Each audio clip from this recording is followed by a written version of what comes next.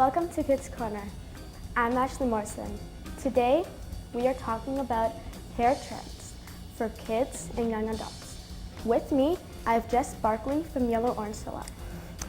What are the new colors for 2017, Jeff? The new colors for 2017 for kids are purples, yellows, pinks, oranges.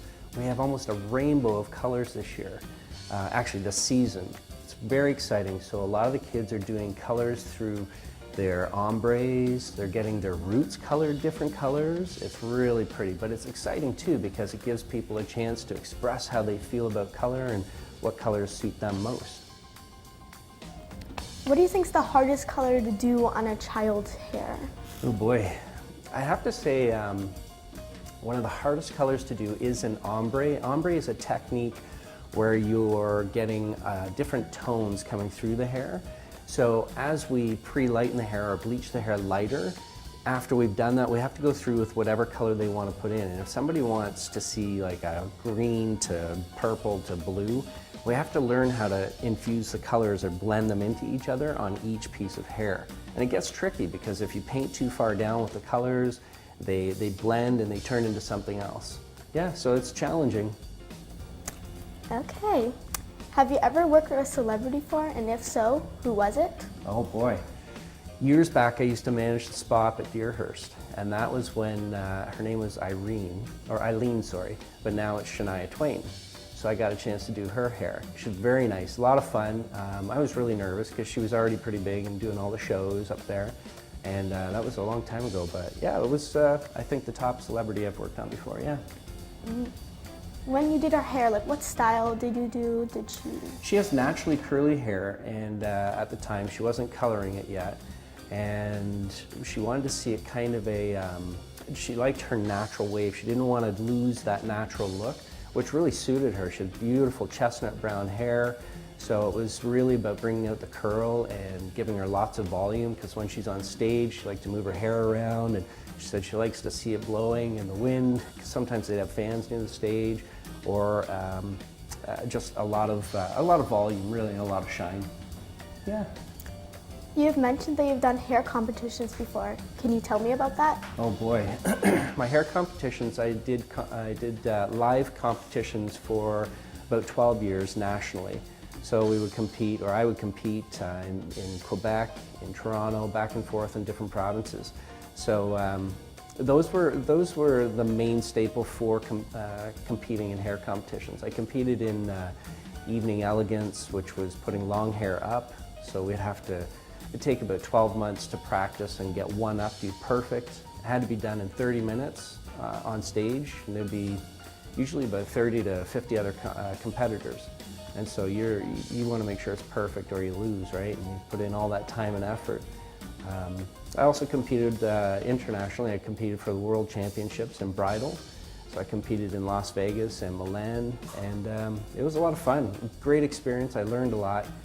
It's a lot of work though. It's a lot of work, but it's a lot of fun. Have you ever did you ever win first place, or? First place, yeah. I won first place Montreal, first place Toronto for evening elegance. I took third place Toronto for cutting. Those were my main interests, so I found it was easier too to get models. The cutting competitions are harder to get models because not a lot of ladies want to cut their hair. And the updo ones are a little easier. It's more about color and form, and it's an overall look. So you have to have their makeup done professionally, their nails are done, they have these beautiful ball gowns on. It's a lot of fun. It's really worth it if you're interested in getting into hairstyling. That's one of the best ways to go to learn. Yeah. Speaking of hairstyling, do you have any tips for young adults who want to get into hairstyling? That's a great question. I would say if you're interested in hair and makeup already, and you have you spend a lot of time braiding your hair or your friend's hair, start asking questions to your high school counselors. They have classes available, and that would be a good way to go. Start out in the high schools and get into the beautician classes. It's really important to get the base knowledge first because there's a lot to it. Yeah. Can you tell the viewers what technique you used for my hair? Do you like your hair? Yes. That's kind of pretty, eh? Yeah. So we did last night when you came to the salon, we did a flat braid, they're called. The flat braids are designed to give you texture in the hair. So when we're doing a braid, it looks like a regular braid, but we hold it flat on our hands, so each section of hair is kept flat. So as I'm braiding, I'm keeping them flat so that you get a flat surface when they come out. When they come out, you'll have more of a wave in the hair, and if you wanted to brush them, it expands them more, but the real look here is about keeping it wavy. Now, can you complete this hairstyle? I sure can. We're going to do that today? Yes. Excellent. All right, so what we're going to do now is I'm going to cut these little elastics out that we have holding the hair in place.